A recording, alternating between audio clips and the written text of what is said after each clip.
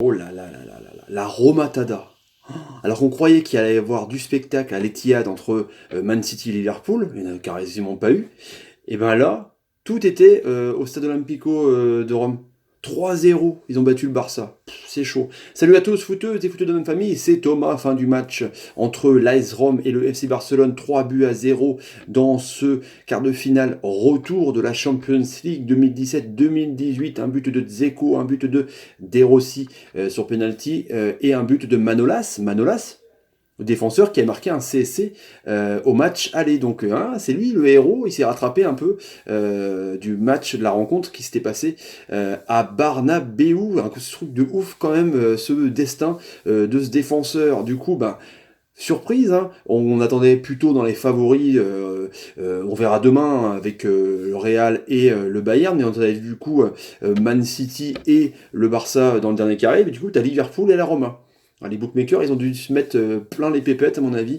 Putain, c'était impossible de prévoir ça. En tout cas, on voit que cette Ligue Champion est belle dans l'esprit des surprises, assez incroyable. Réponse au sondage sur l'OM pour vous. Vous êtes 60% à penser que les Marseillais peuvent reprendre leur troisième place. Donc, vous êtes mitigé, mais vous êtes quand même globalement assez confiant. On verra ça selon ce qui se passera dans les 6 dernières rencontres. En tout cas, réponse. Petit sondage à la fin de la vidéo, je pense celui-là, il va être pas mal. On revient au match, du coup, entre ces deux équipes, hein, alors qu'on croyait que tout était mort. Tu disais 4-1 au match aller, mais 4-1 au match aller, c'était déjà assez bien payé pour les Barcelonais, parce que c'était pas non plus une équipe qui dominait de ouf, quoi. C'est plutôt une équipe qui épuisait la formation adverse et qui piquait au vif comme un boxeur.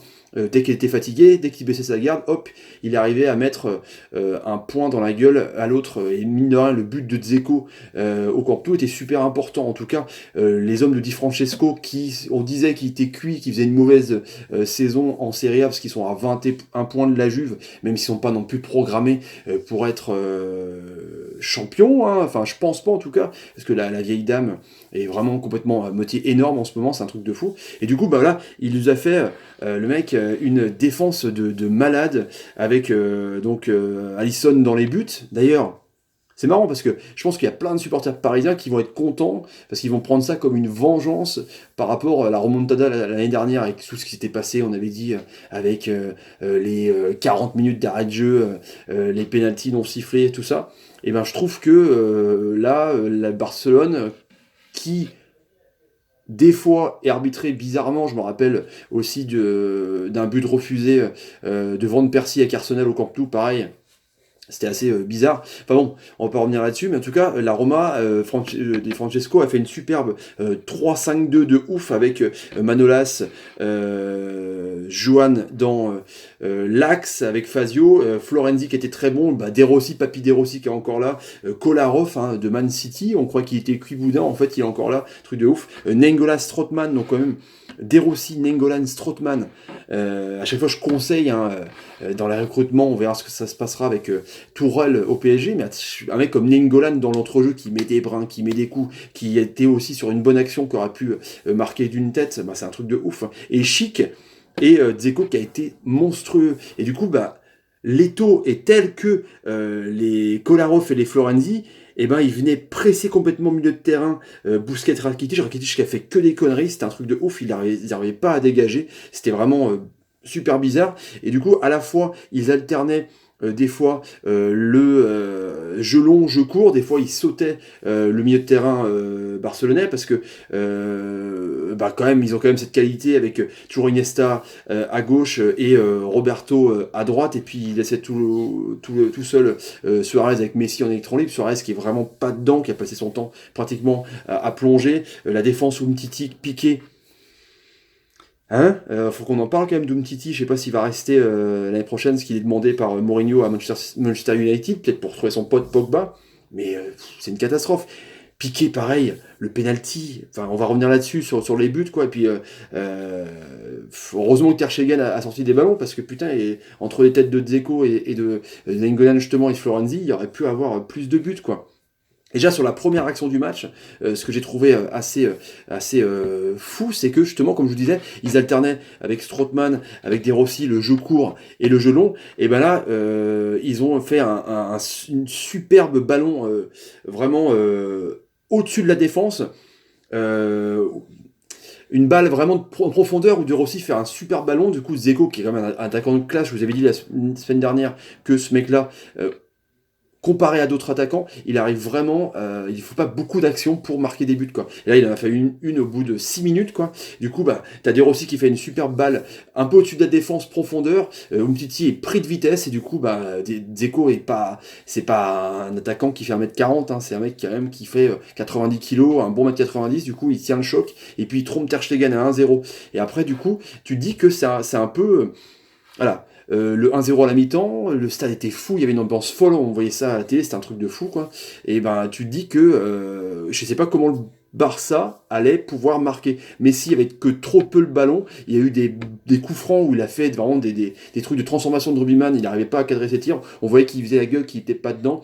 Dembélé est rentré un peu en fin de match pour essayer de foutre un peu le sbeul dans tout ça, il a fait une frappe juste au-dessus de la transversale, mais voilà, Semedo en défense, c'était vraiment bizarre. Florenzi, il était énorme, du coup, il a essayé de bouffer un peu, que ce soit Alba quand il était doublé, enfin quand il changeait de côté, Alba ou Semedo, justement, Alba a essayé de monter. Le Barça n'a pas réussi, Rakitic a été en dedans. Enfin, c'était vraiment un mauvais Barcelone. Et on aurait peut-être pu voir ça la semaine dernière, parce que c'était quand même pas dingue. Barça, comme je vous dis, avait joué plutôt en contre. Là, ils ont plutôt essayer d'attendre. On a vu vraiment, quand l'arbitre a annoncé 4 minutes d'arrêt de jeu, on voyait le Barça vraiment jouer à la baballe. Enfin, tu vois, pas s'énerver. Alors que la Roma était complètement dingue, et ben le Barça restait tranquille, quoi. 56% de possession de balle pour le Barça, c'est quand même pas dingue. Ils ont tiré que 9 fois, 17 tirs pour la Roma, c'est un truc de fou, quoi. Moins de 500 passes pour le Barça. Bon, même pas 400 pour la Roma, mais on voit quand même que il n'y a pas eu comment dire, il n'y a pas eu vraiment de tiki-taka à la Barcelonaise. En même temps, ils jouent plus trop comme ça, mais c'était quand même bizarre. On a vu qu'il y a eu 4 hors-jeu. Suarez n'a vraiment pas réussi à montrer vraiment l'atout qu'il a, c'est-à-dire le physique, la grinta, même le trucage, quoi. Et là, il n'avait vraiment pas montré. Il s'est fait vraiment bouffer par Manolas c'était incroyable. Franchement, c'était assez dingue. Et du coup, deuxième mi-temps, ça a commencé. Pareil, Strootman, même Chic, qui arrivait bien à redéfendre. Il y avait toujours un Romain sur un Barcelonais. Et du coup, sur une action où l'ami Dzeko part aussi avec et il part à la lutte avec Piqué. Bon, tu te dis, il a réussi à essayer de prendre en physique Umtiti. Mais qu'est-ce qui s'est passé? C'est que Piqué était aussi au physique. Et puis il a pris le bras. Mais alors là, mais sans déconner, pendant 1 heure et demie, quoi. Et le mec, il a dit, je te prends le bras, mais je le prends longtemps pour que tout le monde le voit. C'était chelou quand même, sans déconner. Penalty, mais de merde. C'est un truc de ouf, quoi. Et en plus, à la limite, il peut peut-être prendre un rouge. Parce que c'est vraiment flagrant je veux bien que tu fasses épaule contre épaule, mais là c'est n'importe quoi, quoi. Du coup, De Rossi après le marque en force à Ter Stegen, du coup 2-0, là ça s'enflamme, là c'est pas. Voilà, là ça s'enflamme. Piqué du coup est pas dedans, la défense est complètement pas dedans. On a vu des actions où Umtiti en panique dégageait de la poitrine. Il y a eu une belle tête aussi à un moment donné où Ter Stegen la boxe. Un autre coup franc de Messi où il a rien fait. Il y a eu une belle frappe à la limite où Messi aurait peut-être pu essayer d'enflammer son truc, mais il s'est trop fait enfermer justement. Il poussait Messi à la faute, quoi. Et puis voilà. Et puis Manolas arriva vraiment le héros, hein, sur un bon centre de Under. Qui a été aussi super bon, et du coup voilà, il coupe la tête, la tête au premier poteau. Il y avait personne à défendre sur lui, et puis Ter Stegen est battu, et c'était vraiment bizarre. Francesco a fait que 2 changements. Under, quand il est rentré, c'était vraiment génial, il a vraiment bien suppléé à Chic. Enfin, El Shaarawy aussi a une belle frappe. Enfin, c'était un match de dingue. Les Romains étaient vraiment dedans. Ils ont bouffé les Barcelonais. À 1-0, ça se voyait que les Barcelonais n'étaient pas dedans, qu'il fallait encore rentrer dedans. Voilà, en jaune, c'était 3 jaunes et 2 jaunes, c'était équilibré. En tout cas, un super match de foot, un superbe scénario. On pensait pas que les Barcelonais allaient tomber alors qu'ils caracolent en Liga, et la Roma, justement, qui est à 21 points de la Juve. C'est un peu, voilà, deux destins différents, en tout cas, voilà. Justement, le sondage est là. Est-ce que pour vous, la Roma peut aller jusqu'au bout? Est-ce qu'ils peuvent rencontrer, je sais pas, le Real, ou le Bayern, ou la Juve? Et est-ce qu'ils peuvent clairement gagner la C1?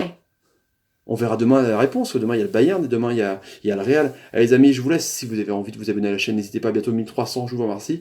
À partager la vidéo, mettre des pouces, comme De Rossi, vous faites des super passes. Voilà, et à activer la petite cloche. C'est important pour la notification. Allez, salut les amis. Ciao, ciao. Salut, salut, salut, salut, salut, salut, salut, salut. J'en ai fait 8 ou 9, salut. Je sais plus. C'est dingue. 3-0, c'est dingue.